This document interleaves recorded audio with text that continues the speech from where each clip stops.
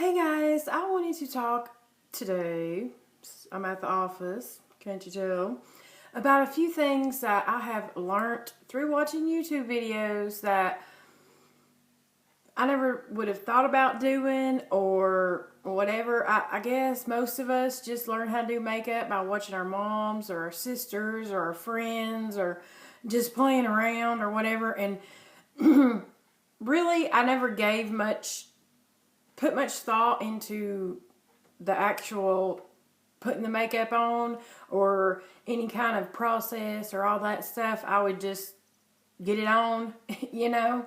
And if you ask me today to tell you how I put makeup on a year ago, I would say I have no clue because I never put much thought into how I was doing it. So I don't even remember actually a lot of the stuff that I would or wouldn't do.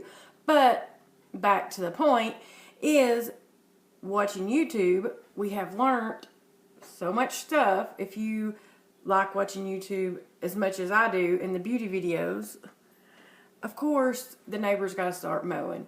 So let's just start with something that I haven't yet done to myself. And I'm just wearing a powder foundation, you know, whatever. So taking tight lining. I absolutely love these Marc Jacobs highliner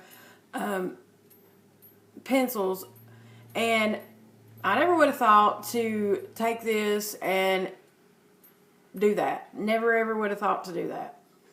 Now I do it every day, and this is the one I love to use. But after I do the rest of my face, I'll take a Q-tip and just go over and take what has gotten on my lower waterline. And once I do that, then there's no more transfer for the rest of the day. And then I'll take a nude liner, and this is the Marc Jacobs highliner in the buff, but this one is shimmery. I got it not too long ago from the Marc Jacobs website. And I think they sell them at Sephora too, but these just last all day. I wish this was matte and not shimmery, but I'm going to use it up because I like the formula of these really well. Because when they're shimmery, you can't tell them as much, except for in certain light, you know. But anyway, I really like that. I feel like putting a nude liner in my, excuse me, waterline opens up my eyes, you know. Whether you're using Rimmel nude liner or something like this, just the actual doing it is what I never would have thought to do. And another thing is eyeshadow primer, or using something like a cream shadow, like this MAC Paint Early Paint Pot all over my lid and then putting my eyeshadow on. I never would have thought to do that. This is my absolute favorite. I've had it for months. I use it every day. And I've used several different kinds. Even just using a concealer on your eyelids before you put your eyeshadow on. I've done that in a pinch. And it helps. It makes your eyeshadow last longer. Who would have thought? And also, after you put the paint pot or primer or concealer down, using a cream shadow, or not a cream, but using just a shadow, whatever color you want to use, depending on whatever look you're going for. I use this e.l.f. concealer brush and this Milani Bella Eyes and Bella Ivory and just go all over my whole area here from brow bone to lash line and just dust this all on, and it makes blending on the rest of the eyeshadow so much easier. You know, I don't know. It just sounds simple when you're saying it, but when you've never thought too much of it or whatever, you just don't think to do stuff like that. And that's another thing that is helped me, and I've learned from YouTube. And another little trick is I got this Jordana 12-hour made to last eyeshadow pencil. And I've seen girls who take their eye primer and put it up under their eyes. Well, I got to use too much stuff up under these eyes to be putting primer. And it's hard to get up under there and get it precise and all that, and without it looking all crusty and nasty. So I've been using this, and this one's in Continuous Almond. It's just a cream shade. You can use any kind of cream stick or whatever. And I just run it up and under there before I put on, you know, when I'm priming my eyelids, I'll use this at the underneath, just very lightly, and then just dab it in. That way I'll have something for the eyeshadow that I put down there to stick to and make it last longer throughout the day. And I think I got that one from Emily Noel 83. I'm not 100% sure. So if you see me looking, you know, I'm at the office, so I'm seeing if somebody's, you know, pulling in or something. Anyway, another thing that I just never was into, never thought too much about, was powder foundations. And I'm wearing this today, and I love this. It's It Cosmetics Celebration Illumination Foundation, but powder foundation, you know, whatever. And I absolutely adore this It Cosmetics Airbrush Buffing Foundation Brush number 110. I got this at Ulta. It's like $24. You know what I'm saying? But it makes putting on powder foundation a world of difference.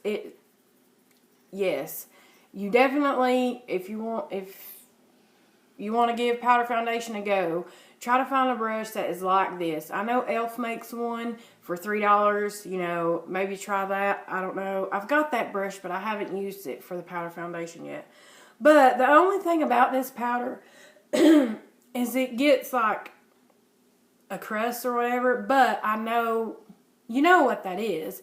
It's, you know, you're taking the powder. I always go like this, and then I dab it, and then I buff it in to my skin, you know, all over. And of course I go back in and all that. But the putting it on your skin where I have my skincare on and moisturizer and all that. And then I'm going in here, you know, that's creating that. And I've scratched it off, and then it just happens again. So, whatever. It's just me using it, so I don't give a shit, okay? Anyway, so I just go like this and go like this, and then pat it on the mirror. And I look like I could use some more coverage right here. The sides of my nose have been really red because allergies and running. But it's just amazing to me. I never would have thought to use powder foundation. I mean, I knew about powder foundations, but I never would have thought that you could put it on and it looked like a liquid foundation. You know? I don't know. I just love it. Love it, love it. And I got, of course, the Beauty Blender is, if you have not forked out the $20 for a Beauty Blender and you use liquid foundations, I'm telling you, it's definitely worth it. The Real Technique sponge is not the same. I've got that too. It is not the same. Nothing is the same as this. If you're not interested in it, don't get it. But if you use liquid foundations, definitely it's worth a try. And I've had this same one since like September, and it ain't nowhere near being used up in my opinion. So there you go. So another thing that I have learned that I have been enjoying immensely is using a darker powder to do like your bronzing and stuff, which I never was one to bronze. I never owned a bronzer or a contour or anything like that. So I got this sample of the Tarte Smooth Operator Amazonian Clay Tinted Pressed Powder. I got this, you know, from some order at Sephora, and they didn't have my shade, and I got medium, so that's not my shade. And So what I've been using this for is with like a fluffy brush. This is just one from Rite Aid. It works just fine. I just get it in there and tap it off, and then just use it to like broaden, you know, just kind of deepen up things. You know what I mean? Give me some color. And powders are very forgiving, in my opinion. I've found that powders are very forgiving. It's not like getting a liquid foundation, and if it's not your shade, it's like obvious. You know what I mean? Powders are amazing. I have fallen in love. Absolutely fallen in love with powders. I am all about a daggone powder. I don't know what it is. I have ordered like 2 more in the past few days. Different kind of powders. I don't know.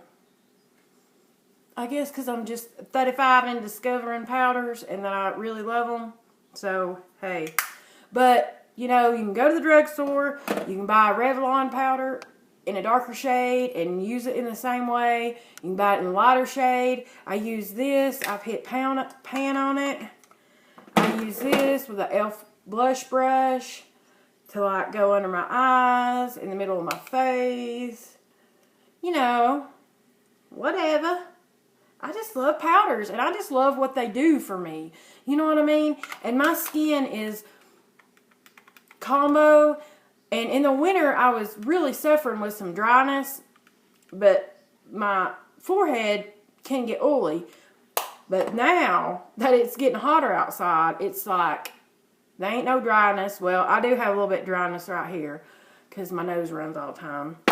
But, you know, I'm more oily, so the powders, it just a few minutes. And, you know, if you have drier skin, well, let me finish my thought. In just a few minutes after putting on powders and powders, it looks all right. You know, I don't look really powdery because I have oiliness to my skin because it's hot. Well, if you have drier skin and you have and you want to try to use powders and stuff, you can just spray your face with some MAC like Fix Plus setting spray, or you know, that spray, which is really not. It's not a makeup extending spray, but it does take down the powderiness. And I've heard people talk about spraying their face after they've used a powder foundation and then using a hair dryer and kind of like locking it all in, and then it keeps it, you know, it does what your natural oiliness would do. It would just like lock it to your face. That's just another thing that's really neat to me. I just think it's all just neat, you know. Another thing that I now cannot live without, that I had no clue about, was under eye correctors. I have one from Tarte, the Tarte CC corrector. I like this. I use it to help my dark under eyes. And this Becca under eye brightening. I've used the dog out of this for real. It just helps both of them. You know, this one is more of a, you know, cancels it out, and this one is more of it brightens. So this one would be amazing if you didn't have really dark under eye circles like I do. And, you know, it just takes a little bit, and I use a brush like this right here. This is just a Rite Aid eyeshadow brush, and I just put it where I need it, you know, and then I just blend it in, and then I'll put concealer on top of it, you know. Just another thing. One of them things I learned that I just never would have thought of. And the last thing I want to talk about is luxury daggone products. Now, I don't live in a big city. I live in a small town. I don't get out much. So, YSL tint and oil would have never been on my radar if it wasn't for YouTube. And this stuff has changed my lips. I just love this. This one is the what number is this one? The number 4. I Rose You or something like that. Anyway, I just love, I'm not one to wear loud lip colors and bright stuff and dark stuff and purple lipstick. It makes your teeth look yellow and all that. Anyway, but I do like my lips to feel good. My lips are dry all the time. They crack. They're nasty. But this is amazing. It gives me just that, like, just ate a popsicle, juicy lip. And after a few minutes, it kind of stains and it looks just lovely. I love yins. I appreciate yins. And I will see you real soon. Bye.